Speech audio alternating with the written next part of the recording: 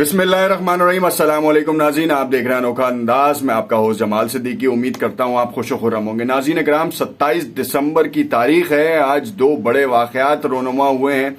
रोनुमा क्या, एक तो आज ईरान की जो जौहरी डील के हवाले से दोबारा बातचीत होने जा रही है और जिसमें ईरान की तरफ से बाकायदा तौर पर इस बात का इज़हार किया गया है कि आज सैंक्शंस उठने की खुशखबरी दे दी जाएगी। ओमिक्रॉन के हवाले से मुतादिद खबरें गर्दिश कर रही हैं। जो दूसरी खबर है वो इंतहाई हैरान कुन है, तहलका खेज भी है, क्योंकि एक प्रेस कॉन्फ्रेंस मुनक्किद की गई सऊदी कोलिजन लेड फोर्सेस की जानिब से, जिसको पेश किया है उनके ब्रिगेडियर जनरल ने, अल माल्की ने, और उसमें उन्होंने रिवील किया है कि हिजबुल्लाह एक दहशतगर्द तंजीम है और हूसियों को सपोर्ट कर रही है।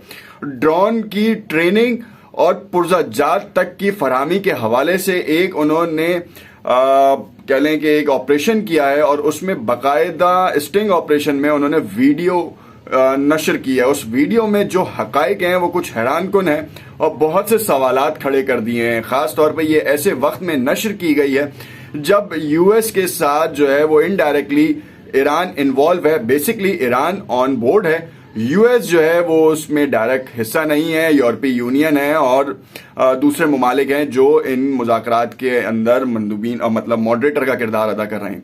कहानी बड़ी दिलचस्प होती नजर आ रही है कि ऐसे ही वक्त में बाकायदा तौर पर अल माल्की ने जो प्रेस कॉन्फ्रेंस की है, वीडियो नशर किया, उसमें जो एलिगेशंस हैं उसका ताल्लुक वही 1400 AK-47 से भी जोड़ा जा रहा है, जिसको कुछ दिन कबल समंदर में सीज किया गया था। माहीगीरी के लिए एक किश्ती जो है समंदर में थी और ये उस रास्ते पे थी जहां से बहरी कज़ाकों की आमदो रफ्त होती है।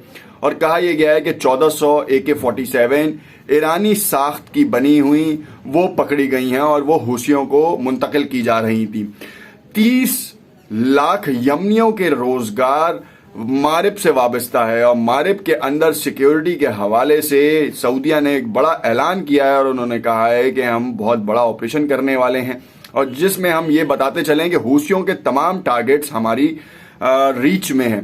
तो बहुत जल्द इसके ऊपर ग्रैंड ऑपरेशन होगा। मगर लुब्बे लुबाब क्या था, क्यों किया जा रहा है, किस वजह से, कौन से वो अवामिल हैं जिसकी वजह से ये काम किया जा रहा है, और एक ऐसे वक्त में ये न्यूज नशर की गई है जिस वक्त ईरान के ऊपर से सैंक्शन हटने की बात की गई है।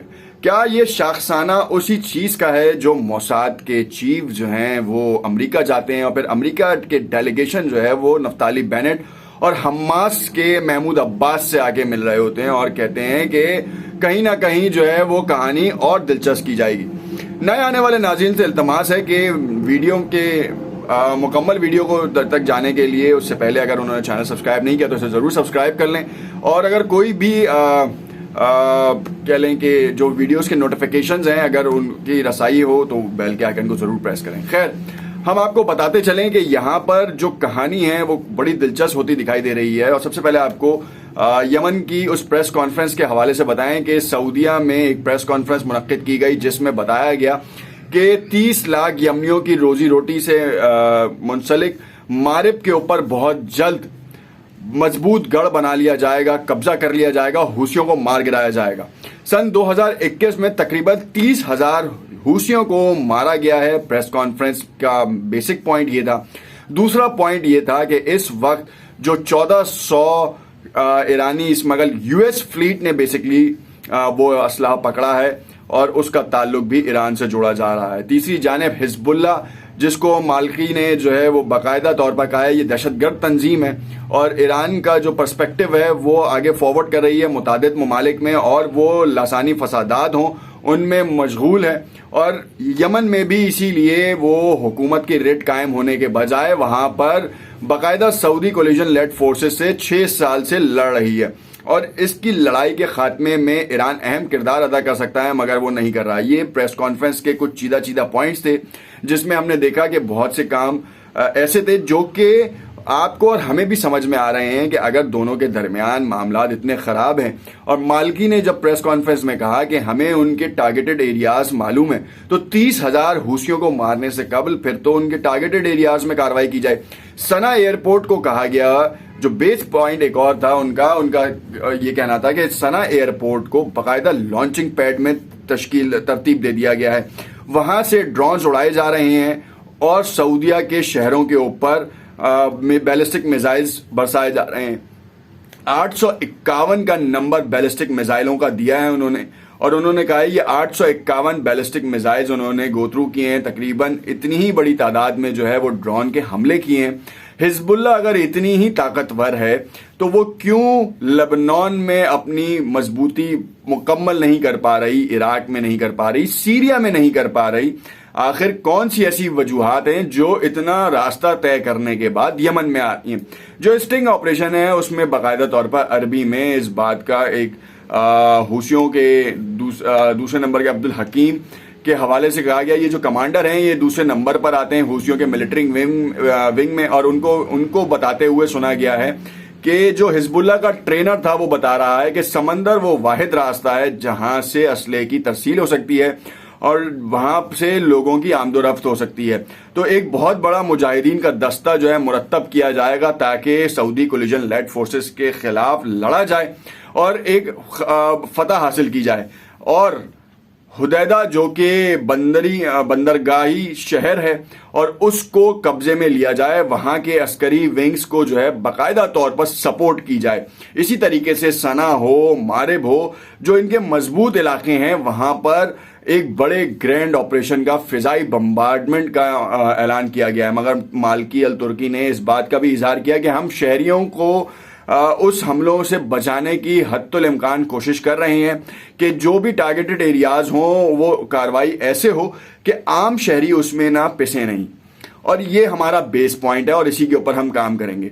आज की जो प्रेस कॉन्फ्रेंस थी वो बड़ी धुआंधार प्रेस कॉन्फ्रेंस करने के बाद पूरी दुनिया की नजरें इस वक्त यमन के हालिया वाकयात पे लगी हुई हैं। साथ साथ इस वक्त जो तकरीबन 33 मुल्कों की अफवाज के जो स्पोक्स पर्सन है उनकी इस प्रेस कॉन्फ्रेंस पे लगी हुई है और जो शवाहिद उन्होंने पेश किए हैं उसके ऊपर बातचीत और गुफ्तशुनीद हो रही है। तो क्या ये असरअंदाज होंगे उन टॉक्स के ऊपर जो कि जौहरी डील के हवाले से हो रही है, और आज ईरान की किस्मत बदल सकती है।